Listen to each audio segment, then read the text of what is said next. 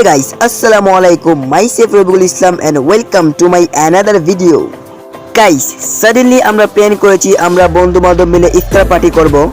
তো সবার থেকে টাকা কালেক্ট করে চলে গেলাম ইফতার পার্টি করতে। ইফতারে কি করেছি, কি কিনলাম সবকিছু এই ভিডিওতে আপনাদেরকে দেখাবো। সবাই পাশে থাকবেন এবং আমার চ্যানেলটাকে সাবস্ক্রাইব করে দিবেন। ধন্যবাদ।